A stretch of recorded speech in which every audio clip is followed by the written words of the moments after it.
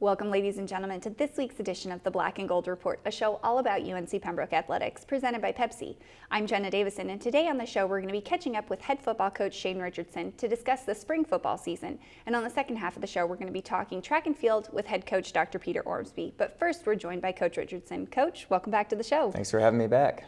Well, you're 10 practices into your 15-session spring practice schedule so far. So give us a progress report as to where your team is at heading into the last 5 practices of your spring season. Sure. We've had a good 10 days so far. We've had a couple days of live contact, and that is a situation where we obviously want to be able to see who can really play real football when the bullets are flying and you're really blocking and tackling and going to the ground and you're going full speed. And so we've had a couple of those opportunities, but we do have a couple more of those left here down towards the end, and so we're really looking forward to that. But there's been some guys that have really worked themselves into positions the first 10 days, and guys are continually learning, and we've got young guys and a few new coaches in the system to where that process needs to continually take shape. So feel really good about it so far.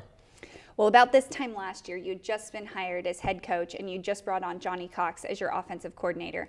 Have things been a little less hectic for you this time around as compared to last year?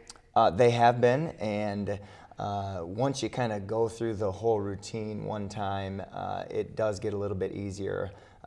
Johnny has done a fantastic job.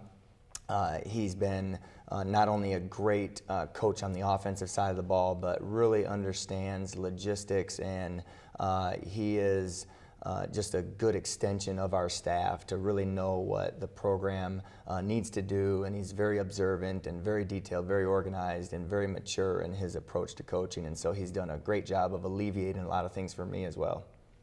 Well, this spring season gives you your first chance to see the results of your off-season conditioning work. Have you been impressed so far with the conditioning of your team, and has the conditioning work had a positive effect on the success of your spring workouts? Yeah, absolutely.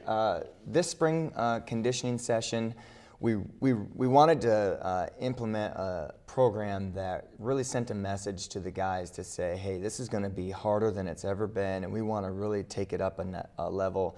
And we felt like we've done that, and I think the guys have really responded to it. They've been put into situations where they've had to really push and do some things mentally and emotionally and physically that they haven't done in the past year, and so we wanted to really put them in that position, and I think that's helped them now that we've put on the pads, and we're seeing guys that are able to be ready for a lot of situations, and it's trained a better mentality as we approach things, and when adversity strikes, you're just a little bit more better prepared to take that on. And so the 7 weeks that we really trained hard in the weight room and on the field has really paid dividends. Well, UNCPBraves.com sat down with you earlier this month to preview the spring season, and you spoke of a program that your staff has put in place to emphasize leadership and accountability with a core of about 15 leaders. Can you run through that program for us, and have you been able to see the positive effects of it on the practice field? It's been great. We split up into about 15 what we call platoons, and each of those leaders are in charge of the platoon. And any type of accountability, team policy, team guideline, anything that we try to emphasize as a program, if it goes wrong, then the whole platoon is actually responsible for it. And so it gives those 15 leaders a chance to emphasize the importance of doing things right, doing things that they're asked to do, and making sure that they're disciplined and on time, and making sure that they know what's expected of them. And so gives those guys an opportunity to step up and lead, but then it also really reassures that the other guys, they know that everybody else is counting on them. And so if they are causing an infraction, then the whole platoon will actually pay the price for it. And so you don't want to be that guy. And so I think putting pressure on them that way, it's really been helpful to know that there's something bigger than just the individual, and the program and the team is what's important. Well, your coaching staff is not going to make this a daily reminder, but how much do the results from the previous season play into the focus and intensity of spring ball? And how often do you remind the guys, if at all, of the results from this past season?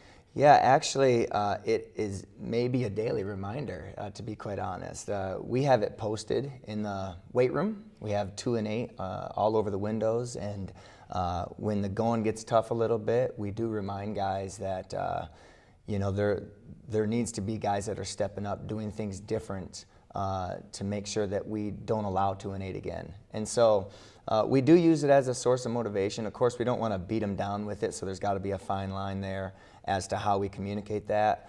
But I think it's a great motivation factor to look back and say, nobody wants to feel that way again. Not the coaches, not the players, not the leaders. And so we really want to make sure that they know the importance that the process needs to be right first and foremost so that we can protect not doing that again. All right, well, we're going to take our first commercial break, and when we come back, we're going to continue talking about the spring football season with head coach Shane Richardson, so stay tuned.